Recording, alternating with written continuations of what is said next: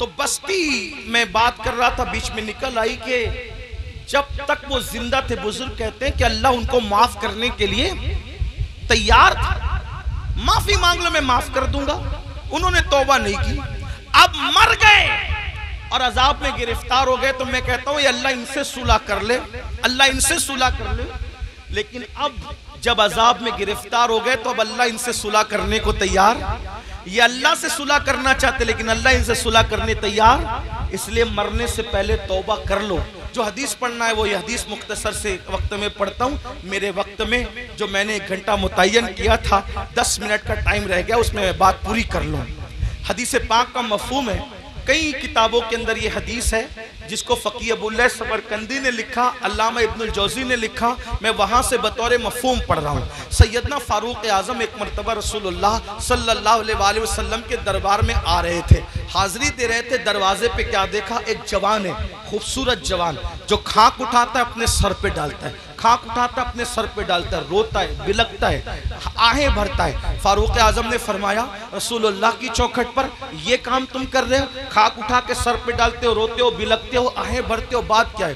تو فاروق اعظم سے اس جوان نے کہا اے میرے بھائی عمر، آقا کی بارگاہ میں حاضری دینا چاہتا ہوں لیکن ہمت نہیں ہے، حوصلہ نہیں ہے حاضری دینے کا، اس لیے میں یہ چاہتا ہوں کہ آپ اجازت لے لیں، آپ حضور سے عرض کر دیں کہ حضور مجھے اذن حضوری عطا کر دیں، حاضری کی اجازت عطا کر دیں تاکہ میں رسول اللہ کی بارگاہ میں حاضر ہو جاؤں۔ تو آقا علیہ السلام سے فاروق اعظم نے عرض کی آقا میرے ماں باپ آپ پہ قربان یا رسول اللہ، ایک جوان ہے چوکھٹ پہ بیٹھا ہے، سر پہ خاک ڈال رہا ہے آقا، اور وہ آپ کی بارگاہ میں حاضری دینا چاہتا ہے یا رسول اللہ، اگر آپ اجازت دے دیں تو وہ حاضر ہو جائیں۔ وہ جوان آ گیا، اب دھیان سے سننا، غور سے سننا، وہ جوان آیا، آنکھیں جھکی ہوئی تھی، آنکھوں سے آنسو بہ رہے تھے، مسلسل ٹپ ٹپ آنسو ٹپک رہے تھے، ندامت اور شرمندگی چہرے سے ظاہر تھی، سر جھکا ہوا تھا۔ آقا نے فرمایا اے جوان کیا ہوا؟ اس جوان نے عرض کیا یا رسول اللہ اتنی عرضی لے کر آیا ہوں کہ آپ میرے لیے دعا کر دیں کہ اللہ میری مغفرت کر دے، اللہ مجھے معاف کر دے، اللہ میری بخشش فرما دے۔ آقا نے فرمایا کیا ہوا؟ عرض کی آقا مجھ سے بہت بڑا جرم ہو گیا ہے، مجھ سے بہت بڑا گناہ ہو گیا ہے، میں بہت بڑا پاپی ہوں آقا میرے لیے دعا فرما دے۔ میرے کریم آقا نے فرمایا کیا گناہ ہوا یہ تو بتاؤ۔ اس نے عرض کی آقا شرم آتی ہے بتاتے ہوئے، ایسا گناہ ہو گیا ہے اب اس کا ذکر کرتے ہوئے شرم آتی ہے، بہت بڑا گناہ ہے آقا۔ کریم آقا نے فرمایا کیا تیرا گناہ زمین کی وسعتوں سے بڑا ہے؟ عرض کی ہاں آقا میرا گناہ زمین کی وسعتوں سے بڑا ہے۔ پھر فرمایا کیا تیرا گناہ آسمانوں سے بھی بڑا ہے؟ عرض کی ہاں آقا میرا گناہ آسمانوں سے بھی بڑا ہے۔ کیا تیرا گناہ سمندر کی جھانک سے بڑا ہے؟ ہاں آقا میرا گناہ سمندر کی جھانک سے بڑا ہے۔ میرے کریم آقا نے پھر اس کو ذہن دیا۔ اب آقا توجہ کریں، آقا کیسے کریم ہے۔ آقا فرماتے ہیں کیا تیرا گناہ اللہ کی رحمت سے بھی بڑا ہے؟ تیرا گناہ اللہ کی رحمت سے بڑا ہے۔ اس نے سر جھکایا، خوب رویا اور روتے ہوئے کہا نہیں آقا میرا گناہ اللہ کی رحمت سے بڑا کبھی نہیں ہو سکتا، اللہ کی رحمت بہت بڑی ہے۔ اس وقت میرے کریم آقا نے فرمایا بتا کیا ہوا؟ اب وہ جوان کہتا ہے میں پھر معذرت چاہتے ہوئے حیا کے پردے میں تھوڑا سا کھل کر کے تاکہ سب کو بات سمجھ میں آئے، اس جوان نے کہا آقا بات اتنی ہے کہ میرے نفس نے مجھ پر غلبہ کیا اور میں جو ہے نفس کا غلام بن کر میں نے یہ کرتا تھا کہ میں جب بھی کوئی مر جاتا انتقال کر جاتا تو میں لوگوں کے کفن چراتا تھا، میں لوگوں کے کفن چوری کرتا تھا۔ اس زمانے میں کپڑا ہاتھ سے بنا جاتا تھا، کپڑوں کا قلت تھی تو لوگ کفن بھی چراتے تھے۔ آج شاید یہ گناہ دنیا میں نہیں ہوگا کفن چوری کا، کیونکہ کپڑا اتنا سستا ہو گیا، اتنی وافر مقدار میں ہو گیا کہ لوگ کوئی کفن وفن نہیں چراتے ہوں گے۔ آج یہ گناہ دنیا میں شاید نہیں ہوگا انشاءاللہ، لیکن بہرحال اس جوان نے عرض کی میرے آقا میں کفن چوری کرتا تھا اور پھر ایک قبر پر میں گیا کفن چوری کرنے، تو جیسی میں نے کفن نکالا خوبصورت سی لڑکی تھی۔ میں علامہ ارشد القادری کا سہارا لیتے ہوئے تھوڑا سا آپ کے دماغ میں بٹھانے کے لیے بات عرض کروں، اللہ اللہ، یعنی کہ بات یوں ہے کہ چاندنی رات تھی، قبرستان کا سناٹا تھا اور قبرستان میں میرے سوا کوئی نہیں تھا۔ چاند کی دودیا روشنی جو ہے وہ چھن چھن کر کے آ رہی تھی، قبروں پر پڑ رہی تھی، سکون تھا، سناٹا تھا، کیف و سرور کا ماحول تھا۔ میں نے تازہ سی قبر کھولی، کھولنے کے بعد میں نے جیسی لاش نکالی وہ کسی مرد کی لاش نہیں تھی، وہ کسی عورت کی لاش تھی، عورت میں بھی ایک دوشیزہ یعنی خوبصورت جوان کی لاش تھی. جیسے ہی میں نے کفن نکالا چاند کی دودیا روشنی اس کے خوبصورت جسم پہ پڑی اور وہ لڑکی اور خوبصورت دکھنے لگی. شیطان اور نفس نے مجھ پہ مکمل غلبہ کیا اور مجھے جکڑ لیا, مجھے پکڑ لیا اور مجھ سے وہ کچھ کرا دیا. اب میں بیان نہیں کر سکتا. یعنی کیا کرایا؟ اس نے مردہ لڑکی کے ساتھ قبرستان کے اندر زنا کیا. اس جوان نے مردہ لڑکی کے ساتھ قبرستان میں زنا کیا. اور اس کے بعد جب وہ کہتا ہے آقا جب میں بدکاری کر چکا تو میں نے دیکھا وہ لڑکی کھڑی ہو گئی اور کھڑی ہو کر کہتی ہے بدبخت تو نے مجھے ناپاک کر دیا. ان مردوں کے درمیان کیا منہ لے کر میں رہوں گی؟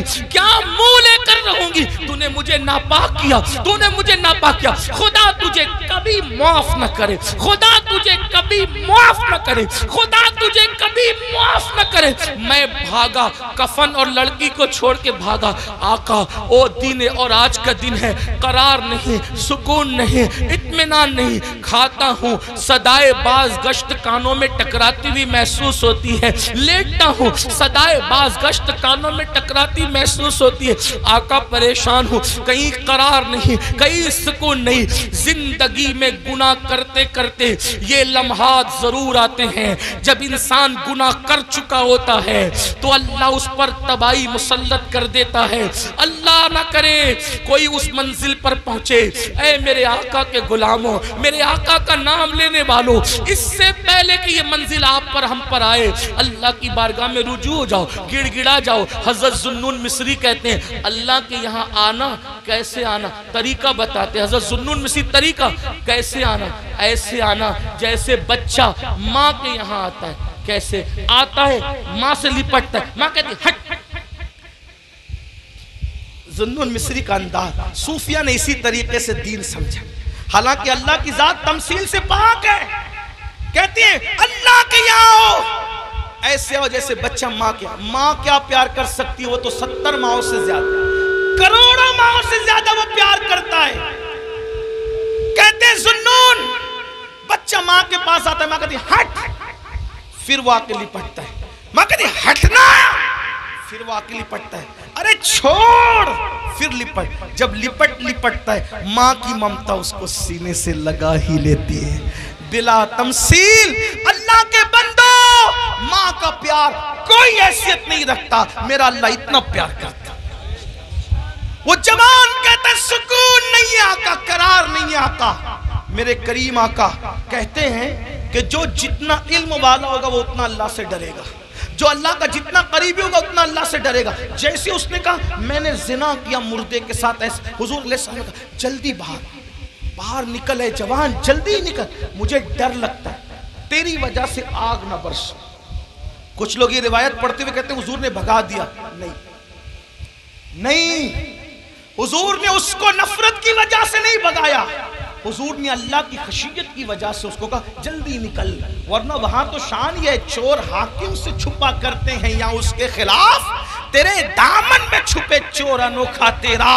اس عطے دی ہے خدا نے دامن محبوب کو, جرم کھلتے جائیں گے اور وہ چھپاتے جائیں گے. آپ روتے جائیں گے, ہم کو ہنساتے جائیں گے.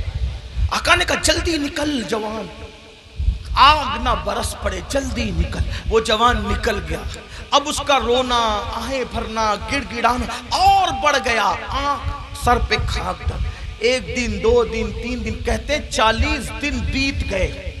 ایک دن اس نے کہا اللہ اگر میرا گناہ واقعی اتنا بڑا ہے کہ تیرے یہاں معافی نہیں ہے, نہ اس کی نہیں ہے, تو مجھے ایسا عذاب دے, نہ مجھ سے پہلے کسی کو نہ میرے بعد کسی کو, دے ایسا عذاب. اور اگر تیرے یہاں معافی ہے اور میرا گناہ تیری رحمت سے بڑا نہیں ہے, اور ہرگز نہیں ہے, تیری رحمت بڑی ہے, سبقت رحمتی علی غضبی, تو تیرے محبوب کو بتا دے کہ تو نے مجھے معاف کر دیا. بس اتنا کہنا تھا کہ بلبل سدرہ جبریل امین آئے اور آقا کو سلام پیش کیا. عرض کی آقا کیا حال ہے اس زانی کا؟ آقا نے کہا دیکھو جبریل کیا کیا اس نے. تو جبریل کہتے ہیں مبارک ہو آقا, آپ کے صدقے میں اللہ نے اس کو بخش دیا. اس کفن چور کو معاف کر دیا، اس نے توبہ کری، آپ کے صدقے میں بخش دیا۔ آقا نے کہا اس کی معافی ہو گئی، کہا حضور صرف اس کی معافی نہیں ہوئی بلکہ اللہ نے فرمایا محبوب کی امت سے پیار اتنا ہے کہ محبوب کو جا کے بتا دو اگر اس کفن چور سے بھی بڑھ کر کوئی گناہ کرے گا اور سچی توبہ کرے گا، اللہ کا وعدہ ہے اللہ اس کو بھی معاف کر دے گا۔ اے میری قوم کے جوانوں، اس مجمع میں ایسا کوئی کفن چور والا معاملہ نہیں ہے، جب اللہ اس کو معاف کر سکتا ہے ہمیں بھی کرے۔ یہ سادات علماء نائبین رسول آل رسول اور پھر صاحب مزار ہے، کیا سچی توبہ کر نہیں سکتے ہم لوگ؟ بولو نہیں کر سکتے؟ کر سکتے ہیں نا، پھر سچی توبہ کر کے جاؤ۔ آج کے بعد گانے، غزلیں، فلمیں، گندی پکچر اور خاص طور پر نامحرم عورتوں کو دیکھنا تکنا، اس سے بچیں گے، اور زنا سے تو بار بار بچنے کی دعا کریں گے۔ اللہ مجھے ہماری نسلوں کو گناہوں سے بچنے کی توفیق عطا فرمائے، اور اللہ ہمیں جہنم سے بچائے۔ اے اللہ اس مجمع میں ہم جہنم کی آگ سے تیری پناہ مانگتے ہیں اور جنت کا سوال کرتے ہیں تیرے محبوب کے پڑوس میں۔ گفتگو کے درمیان کوئی غلطی ہو تو اللہ معاف کرے۔ استغفر اللہ، آئیے سب توبہ کر لیں۔ استغفر اللہ، توبہ کی نیت سے پڑھ رہے ہیں کہ نہیں؟ استغفر اللہ، استغفر اللہ، استغفر اللہ ربی من کل ذنب واتوب الیہ، لا الہ الا اللہ محمد الرسول اللہ۔ پکی بات ہے، انشاءاللہ سب عمل کریں گے۔ ایک وعدہ کر لیں بس، جو گناہوں سے بچا لیتی ہے وہ نماز کا پابند آج سے کون کون ہوگا؟ ہاتھ اٹھا کر کے سادات کو علماء کو سبحان اللہ۔ وعدہ نہیں بھی کرو گے بھائی تو نماز فرض ہے، لیکن وعدہ کرو تاکہ یہ بزرگوں کی دعائیں لگ جائے۔ بولو نماز پڑھو گے انشاءاللہ؟ جو عشاء پڑھ کے نہیں آئے عشاء پڑھے گا جا کے انشاءاللہ۔ آج سے ابھی سے نماز شروع کریں گے انشاءاللہ، کریں گے انشاءاللہ، زندگی بدلیں گے انشاءاللہ۔ اب ایک گزارش، اگر آپ اٹھ کر گئے تو اتنی یہ مجمع سجتا ہے نا، لاکھوں روپے بھی لگتے ہیں اور سینکڑوں لوگوں کی کئی دنوں کی محنت بھی لگتی ہے۔ اگر آپ اٹھ کر کے گئے تو پورا مجمع بکھرے گا، محفل خراب ہو جائے گی۔ اس لیے میری گزارش ہے جو جہاں بیٹھا ہے وہی بیٹھا رہے، کوئی حاجت ہو تو الگ بات ہے، لیکن آگے کا پروگرام آپ ڈسٹرب نہیں کریں۔ حضرت کی خوبصورت گفتگو آپ کو سننا انشاءاللہ تعالی۔ اگر مجھے ایئرپورٹ نہیں پہنچنا ہوتا تو میں ضرور یہاں بیٹھتا، لیکن چونکہ 6 بجے کی فلائٹ ہے مجھے پہنچنا ہے، تو میں گزارش کروں گا کہ مجھے اجازت